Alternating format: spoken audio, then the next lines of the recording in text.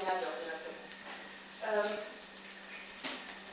D'abord, pour les questions techniques, qu'est-ce qui est important?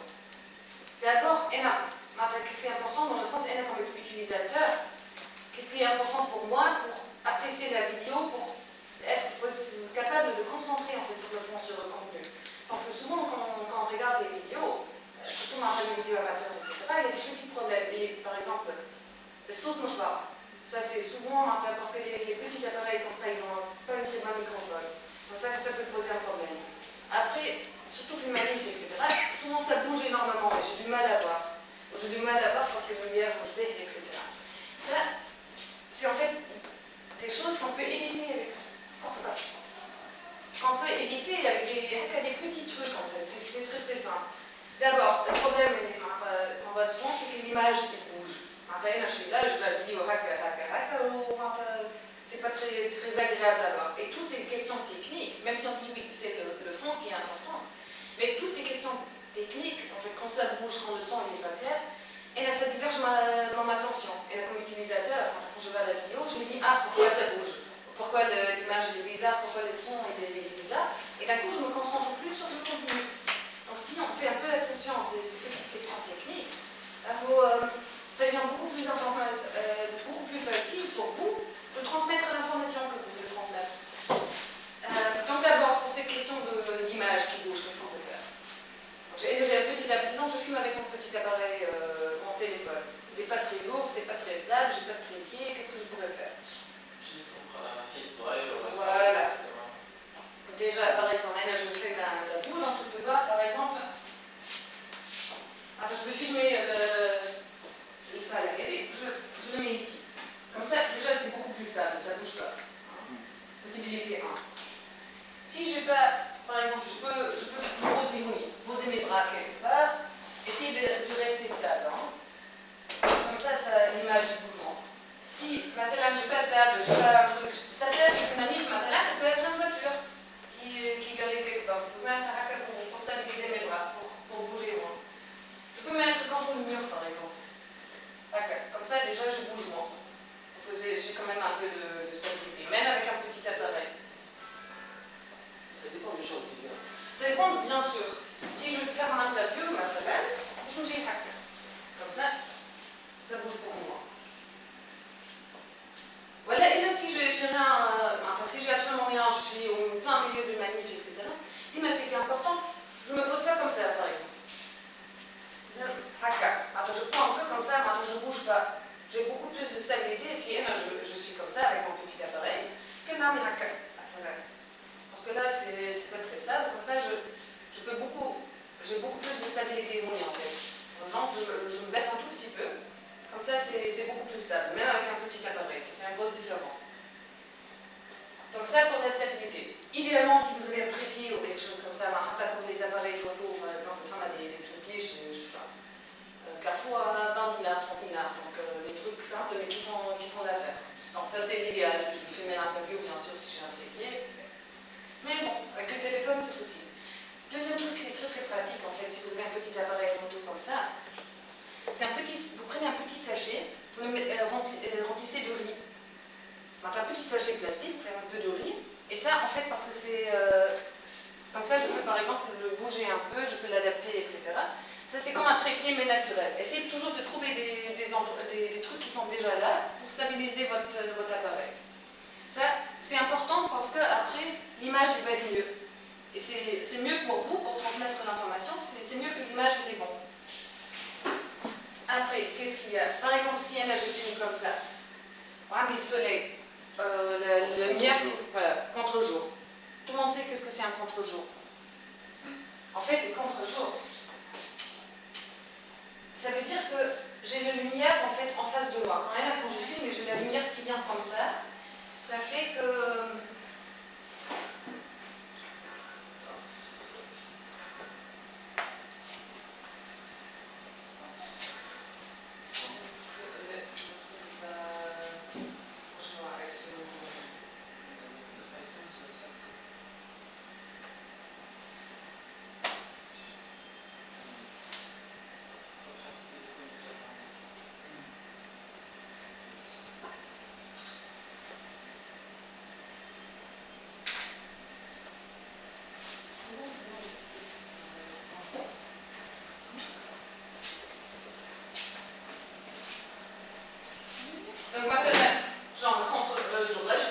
c'était envoyé par l'ambassade allemande. Vous voyez, donc il y a la lumière qui vient en face de la caméra. D'un coup, genre, c'est très très clair, le fond il est très très clair, et j'ai du mal à voir les visages en fait, ces photos. Donc là, genre, le type là, le député allemand, et Semerville, je vois pratiquement pas le visage. Ça devient en fait des silhouettes, ça devient des propos. Donc d'un coup, c'est très très difficile à voir qui est en face. Qu'est-ce que je fais? Tout simplement, je prends l'autre direction. Donc si je veux filmer quelque chose, je ne filme pas comme ça parce que j'ai la lumière qui vient par là, je me tourne comme ça. Donc la lumière, ça doit toujours venir de derrière en fait, derrière la personne avec le caméra. Parce que sinon, en fait, je ne vois pas ce qu'il y a sur l'image. C'est un peu, parfois, dans les manifestations, etc., c'est en plein soleil, en plein jour, c'est un peu difficile de trouver un endroit. Et d'imaginer, ouais. Mais toujours essayer d'avoir le soleil derrière vous, parce que sinon l'image n'est pas claire. Donc ça c'est le contre-jour en fait. Donc, on parle de contre-jour quand on a la lumière d'en face et on n'arrive pas à voir les visages ou les têtes. Donc ça c'est aussi quelque chose qui est très très facile à éviter en fait. Après, essayez d'avoir un fond derrière la personne qui vous filmez qui ne dérange pas l'attention en fait. Par exemple, voyez, là, cette photo-là. Qu'est-ce qu'il y a? On a l'impression qu'il y a le panier qui vient en fait de la tête de la personne. Donc ça peut déranger. Ce qu'on peut faire, tout simplement, on change un tout petit peu l'angle, en fait. Parce que là, il y a quelque chose, même si je ne me rends pas compte, mais ça dégage l'attention, en fait. Parce que là, ça prend une fraction d'une seconde, je me dis, qu'est-ce qu'il a dans la tête? Donc ça aussi, c'est des petits détails, mais ça change, ça dérange un peu l'attention. Après, il y a un autre truc. Essayez d'être au même niveau que la personne dont vous parlez. Par exemple, si vous parlez avec des enfants, des fois c'est toujours le niveau des yeux en fait quand je filme. Parce que si je filme quelqu'un comme ça, j'ai l'impression que moi je suis supérieure, donc ça donne tout de suite l'impression de la personne avec qui vous parlez que vous êtes supérieur. Si vous filmez d'en bas, ça donne l'impression que la personne que vous filmez là, elle est pratiquement démonique parce qu'elle est là comme ça. Donc essayez toujours d'être au même niveau de la personne dont vous parlez. Donc si vous avez quelqu'un qui est assis, vous aussi, il faut s'asseoir. Ou si vous parlez avec un enfant, vous vous baissez, vous vous mettez au même niveau que l'enfant. Je filme comme ça, je ne filme pas l'enfant d'en haut en fait. Parce que c'est quelqu'un avec qui je parle, donc c'est une question d'égalité, quoi, de pas donner l'impression que vous êtes meilleur ou que c'est quelqu'un de très très méchant. Donc, ça. Après, pour le son, souvent quand vous n'avez pas un enregistreur professionnel ou un bon microphone, généralement on n'a pas dans les petits appareils photo, etc., essayez de trouver un endroit où c'est calme. Parce que si vous faites un interview en plein rue, avec des klaxons, avec des gens au café, etc., il y a énormément des échos, etc., donc d'un coup le son il n'est pas très clair. Donc ça aussi ça peut déranger parce que ça devient difficile à comprendre. Donc essayez d'aller dans un endroit calme. Ici par exemple ça fonctionne très très bien, parce qu'il n'y a pas beaucoup de son, il n'y a pas beaucoup des interférences, quoi. Donc ça c'est un peu des questions de base, quoi, qui vont après vous faciliter de faire vos vidéos. Quoi encore? Si jamais vous avez un micro, si vous utilisez un micro, c'est vous qui tenez le micro. Il y a souvent des gens, en fait, quand vous parlez avec quelqu'un, vous avez un micro, les personnes ils ont tendance de prendre le micro dans la main, soit disant, allez, je vous aide, je le tiens moi-même. Okay. Tout simplement, c'est vous, c'est votre reportage, c'est votre interview, c'est vous, c'est pas quelqu'un, le président qui donne un discours qui tient le micro. C'est à vous de le faire, quoi. Donc essayez de ne pas donner votre autorité à quelqu'un. C'est vous qui faites la vidéo, donc vous tenez le micro, vous tenez la caméra. C'est pas la personne que vous interviewez en fait qui prend le micro. Ça c'est voilà, ça c'est ça. Après pour le cadrage et tout ça, est-ce que vous avez entendu parler de la règle des tiers? Il y a quelqu'un qui a déjà fait des photos? Ouais. Bon.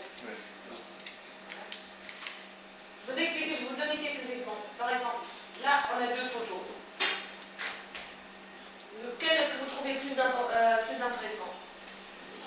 À droite. À droite. À droite. À gauche. À gauche. pris à droite. Et à gauche. C'est environ moitié-moitié. C'est moitié-moitié. Vous êtes un cas, disons, exceptionnel. Ça dépend, hein. شو باش تصور؟ Est-ce que باش تصور les vélos ولا باش تصور الشجرة اللي en face اللي من غادي معناها البيزاج اللي غادي الشجرة كيفاش محطوطة بالذات كيفاش محطوطة في الظل هاي. Après, le deuxième projet, peut-être. À gauche ou à droite? À gauche. À gauche, à gauche, à gauche. Gauche.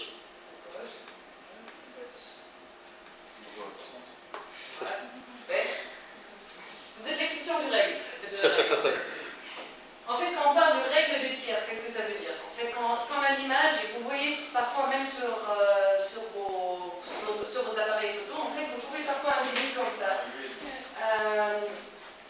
En fait, c'est une règle qui dit généralement pour la perception du cerveau humain que quelque chose qui est au milieu, que ça dérange, que c'est plus intéressant en fait la photo quand c'est un peu décalé quoi, du milieu. C'est pas tout à fait au milieu, mais là vous voyez, on met un objet, on veut attirer l'attention, on le met par exemple ici sur cette lignée-là, ou là ou pas, et pas directement au milieu, parce que c'est plus intéressant pour l'œil, parce que au lieu d'avoir quelqu'un en face.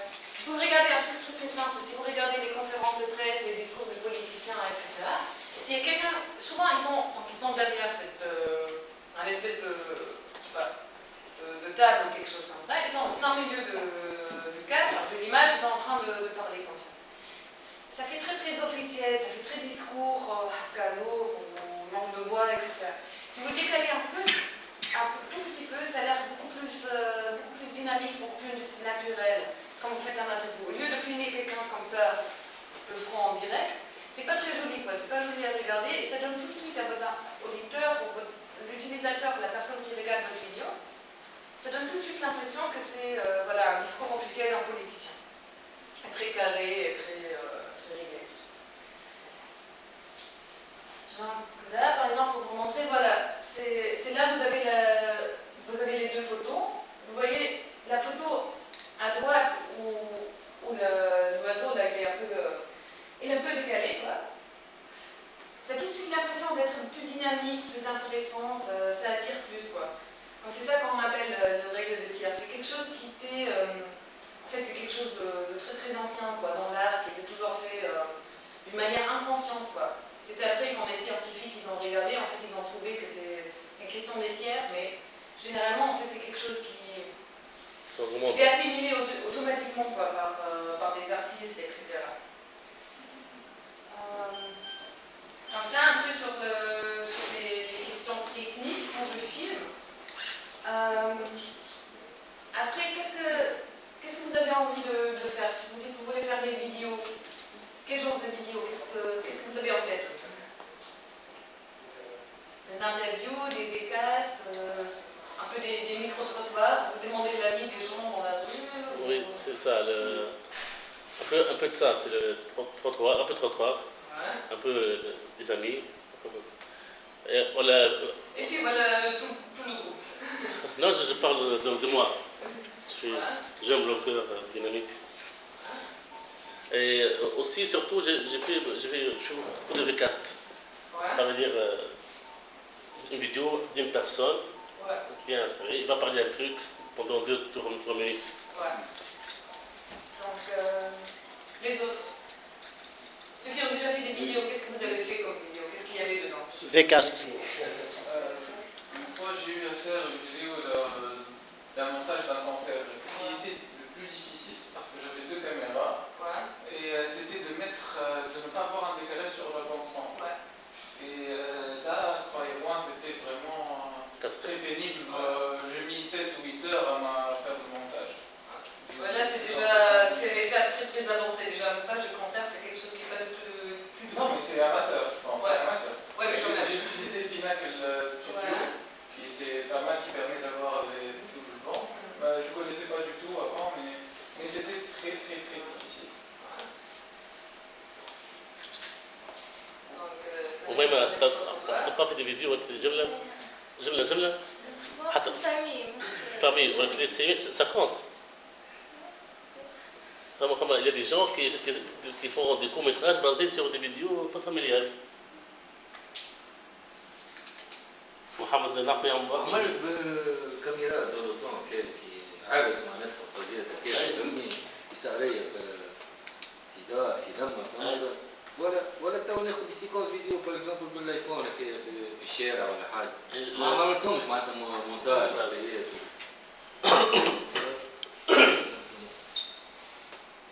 أنا سي نورمال نعرف تعمل دي فيديو البروبليم في الفيديو ساعات العبد يحب يعرف الكونتوني شنو هو لكن يحب يشوف الانيماسيون شنو هي خاطر ساعات فما ناس تدخل حتى في الستاتستيك تشوف اللي الفيديو ما عرف الكونتوني شنو هو لكن انا ما ديباس با لي 2 مينوت يقول لك نحب نشوف سيكونس كيفاه يلزم في 2 مينوت une vidéo qui dépasse 2 minutes, pour un événement X, généralement, il faut bien choisir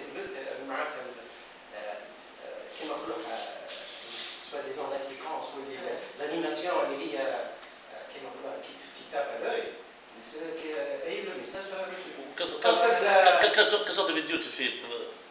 Surtout pour des scènes maintenant. Des scènes surtout au niveau de la table, les pages, il y a un principe. Ça marche pas. كما انسيدي كما نقولوا احنا قال باش يبوزي ان بروبليم بور اون غريف تو سا باش يوصل ان ميساج جينيرالمون المشكل البروبليم با ترو لكن الناس يقول لك il faut choisir le bon moment pour كيما نقولوا pour filmer Voilà. la séquence خاطر déjà les 2 premières minutes c'est du حشو ومن بعد يلزمك مستانس بالخطابات باش تعرف à quel moment il va passer le message. Le message avec l'isme, il faut choisir la foule, comment ils sont motivés. Tu captes cette scène, tu la diffuses, tu as l'impact interaction. Voilà. Donc c'est déjà ce qu'il dit justement, c'est très très juste. Comment dans peu de temps on peut donner le maximum d'informations, que ce soit compréhensible, etc. D'abord, ce qui est très très important, c'est comment poser des questions. Quelles questions est-ce que je pose d'abord? Parce que sinon, justement, il y a des personnes qui parlent 5 minutes. Et moi, franchement, si je veux faire par exemple un micro-trottoir, prendre un peu les avis de beaucoup de monde, j'ai pas envie d'entendre 5 personnes qui parlent pendant 5 minutes, parce qu'après ça me donne une vidéo de 25 minutes et personne n'a envie de regarder ça. Et là j'ai envie, quand je regarde, d'avoir un petit truc qui me donne l'essentiel. Donc d'abord, c'est important de poser des bonnes questions. Et là, c'est important déjà de poser une question, une par une. Parce qu'il y a souvent des gens qui commencent à parler. Donc moi, je voulais savoir, et vu le contexte général de la politique, etc., qui commencent déjà à parler pendant 2 minutes avant de poser une question, de donner toute leur introduction, de donner leur avis, etc., etc. Et après, ils commencent par exemple, donc, comment vous évaluez la situation politique actuelle et qu'est-ce que est votre avis sur le nouveau gouvernement et comment ça va influencer l'avenir de la Tunisie et quand est-ce qu'on aura des élections. Il pose une seule question et il y a 4 questions. Ce qui fait que souvent, la personne avec qui je parle quand elle oublie les questions. Ou bien, s'il n'a pas envie de répondre à une question, elle va en profiter pour ne pas répondre à ça, mais pour répondre à une autre question. Et donc ça, c'est en fait, c'est vous quand vous faites votre interview, posez une question après l'autre. Donc vous voulez, ok, qu'est-ce que je veux savoir? D'abord, avant de commencer de filmer, qu'est-ce que je veux savoir? Par exemple, donc, l'avis de la personne en face sur le nouveau gouvernement. Qu'est-ce que ça veut dire pour l'avenir du pays? Et de C, quand est-ce qu'on pourrait avoir des élections? Et je ne pose pas les 3 questions en même temps, je pose d'abord une question, après une deuxième et après la troisième. Comme ça, j'évite que la personne ne réponde que à une de mes 3 questions ou qu'elle réponde trop rapidement. Qu'est-ce que je peux faire par exemple s'il y a quelqu'un qui parle beaucoup mais qui ne répond pas vraiment à la question? Disons, maintenant j'ai un expert, bon, je ne sais pas quoi, je veux faire quelque chose sur, je ne sais pas, question de gaz de schiste maintenant. Et c'est une question qui m'intéresse et j'ai un super bon expert devant moi. Sauf que là, il utilise énormément des termes techniques, il parle, il rentre dans des détails, et puis moi je ne comprends plus rien, et j'imagine que la personne qui veut voir la vidéo, elle ne va pas non plus comprendre grand chose. Voilà, un avocat, par exemple, qui commence à utiliser, voilà, paragraphe tel ou tel, la loi de Rajnoa, etc. Qu'est-ce que je veux faire? Je dois le cadrer, essayer de le cadrer. Ouais. Très très simple en fait. Je dis donnez-moi un exemple. C'est toujours souvent la meilleure question, c'est de demander un exemple concret. Parce que comme ça, je crois l'expert sur le gaz de schiste, etc. Il est obligé de. Voilà, parce qu'il ne parle pas avec un collègue, il ne parle pas avec un autre expert, il parle avec des gens, tout le monde, l'utilisateur d'Internet, qui n'est pas forcément expert dans la gestion. Donc pour vous, c'est important d'essayer de comprendre ce que j'ai envie de savoir. Et qu'est-ce que la personne qui doit voir la vidéo, qu'est-ce qu'elle doit savoir? C'est quoi l'essentiel? Donc souvent, s'il y a quelqu'un qui ne répond pas d'une manière claire, essayez d'avoir quelque chose de concret. Donnez-moi un exemple. Et là, la personne, elle est forcée, elle est obligée d'expliquer dans les mots de tous les jours, quoi. Donc, c'est souvent en fait une très bonne méthode. S'il y a quelqu'un qui répond, vous ne comprenez pas ou c'est pas clair, donnez-moi un exemple s'il vous plaît. Et là, ça devient beaucoup plus clair. Donc, toujours une question après l'autre et pas plusieurs questions dans une seule. Donc, si vous avez 3 questions, s'il y a 3 choses que vous voulez savoir, première question, après la réponse de la deuxième. S'il y a quelque chose qui n'est pas clair, demandez des explications, demandez des exemples, etc. Parce que là, vous prenez un peu le rôle de l'utilisateur qui va regarder la vidéo après. Donc, vous devez penser comme lui, quoi. Qu'est-ce que moi, quand je regarde la vidéo sur Facebook ou sur YouTube, etc., qu'est-ce que moi, comme utilisateur, je veux savoir? Et donc, c'est à vous de poser les questions pour tout le monde qui va regarder la vidéo après. Donc, n'oubliez pas, avant de faire l'interview, de vous poser la question, qu'est-ce que je veux savoir? Qu'est-ce que je veux raconter dans ma petite vidéo? Donc, par exemple, disons, il y a manif. Je vais faire une vidéo sur la manif. Sur la manif, il y a beaucoup de choses. Il y a peut-être, je sais pas, 1000 personnes. Il y a un groupe de femmes qui manifestent pour un truc. Il y a un parti politique qui manifeste un peu pour la même chose, mais pas exactement. Qu'est-ce que je veux savoir? Qu'est-ce que je veux raconter dans la vidéo? Parce que forcément, dans cette manif avec 1000 personnes, je ne peux pas tout raconter. C'est beaucoup trop grand. Donc, essayez de réfléchir un peu avant de sortir ou avant de tourner, avant de filmer. Qu'est-ce que je veux savoir? Est-ce que je veux, je ne sais pas, par exemple, avoir le maximum des avis, beaucoup des affiches, etc. Ou est-ce que je veux raconter, par exemple, l'histoire du vendeur de kaki qui profite de la manif? Est-ce que je veux raconter l'histoire du proprio de café qui a peur que ça débarque parce qu'ils vont encore lui casser ses tables, etc. Et ça va venir au business. Donc, essayez de vous poser la question avant, parce que vous ne pouvez pas tout raconter. Il y a 1000 histoires dans cette manif. Mais essayez de vous dire, qu'est-ce que vous voulez savoir? Par exemple, je veux avoir l'opinion des gens qui manifestent. Pourquoi? Donc là, je peux poser la question à plusieurs personnes. Qu'est-ce que je veux faire? Donc, essayez, c'est important de poser les bonnes questions, poser des questions claires et courtes et une après l'autre. Donc, ça c'est de A. Et de B, avant de commencer à filmer, posez-vous vous-même la question, qu'est-ce que je veux faire dans ma vidéo? Parce que vous ne pouvez pas tout faire. Essayez de choisir un angle précis. Donc, par exemple, je veux avoir l'avis des manifestants. Ou je veux avoir, genre, Mazalan, il y a un manif qui est organisé par 3 partis politiques, l'avis de chaque parti. Donc, je demande un type avec, je ne sais pas, drapeau en Tajogo, et le deuxième en Massar, le troisième Front Populaire Massar. Donc, essayez de vous poser la question, est-ce que je veux les manifestants normaux? Est-ce que je veux les politiciens? Est-ce que je veux les enfants qui étaient ramenés par leurs parents? Donc, essayez de choisir un angle, parce que sinon, ça devient trop compliqué après, trop long, etc. Donc, ça, c'est important. Après, quand vous faites micro-trottoir, vous prenez l'avis de plusieurs personnes dans un manif.